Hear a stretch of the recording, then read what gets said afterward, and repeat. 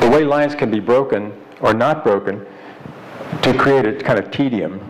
There's a kind of predictability in certain poems that have a line breaks that's very predictable, and then there's some that there's a big surprise for it to go from the first line to the second line.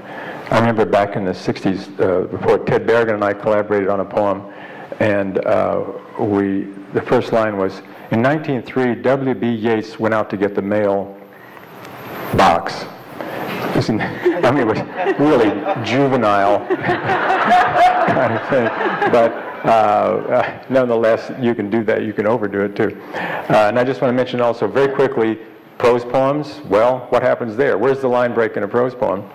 But the most important thing, I think, is probably the last line, because there's a huge line break after the last line of a poem, and the way the silence at the end of the poem informs the entire poem is a large version of what happens at the end of the silence at the end of every line. So I'm going to stop there and pass the old mic on. So I thought I would end by showing how I put into words to myself a while ago how I see the line. So I can't do things backwards, so I have to read with you, okay? So we're reading a poem. So all right, this is the left and this is the right. All right. Now, to me, the reason why I put about the, in the, of the, over here, is that this is the left justified margin, the backbone. I mean, I kind of feel this way. When I'm facing the paper and making a poem, I don't think about it, but that's what I realize that I feel. So that's the left margin, and then over here is the right margin. And of course, you know a pine tree. It has its little dingle-dangles on the ends of its twigs, on the ends of its branches. So the nouns in my lines are here. They're a column of strength on the left to avoid the rhymes at the end of the hymns, so I wouldn't know I was copying the hymns. The end stopped, even shaped, okay?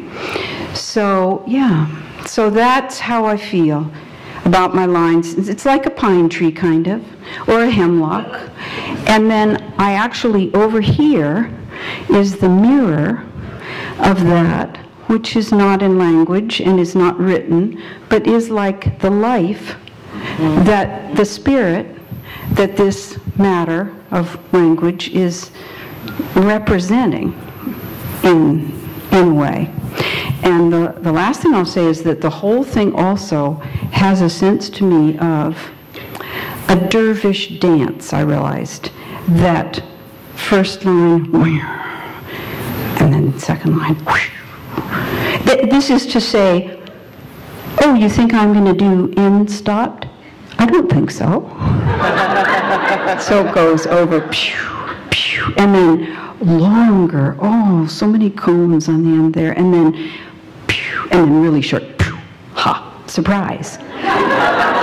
And then when you get to the end, though sometimes my last lines end up being very long, but I have a certain sense of like a dust devil, and then at the end, stopping on like one toe, one point. There.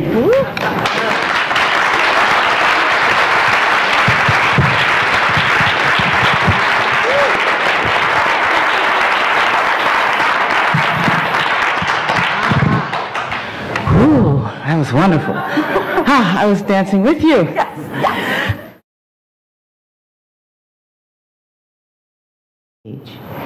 The one thing that I find that poetry does that no other written art form can really do is that it can use the visual and use the oral to orchestrate our breathing so that it becomes an extremely physical act to read a poem. aloud or into yourself, if you're really into it. Sharon mentioned the turning of the line. Every time you hit that white space with the tendrils, or you know you're going to go back, and you take a little breath, or you try to catch one because you don't know what's coming. Every time you go back, it's with a sense of relief, snapping back, but knowing that you're going to go out there again into the abyss. So there's that all sense, but there's also, how long can you hold your breath? You know, how long can you breathe?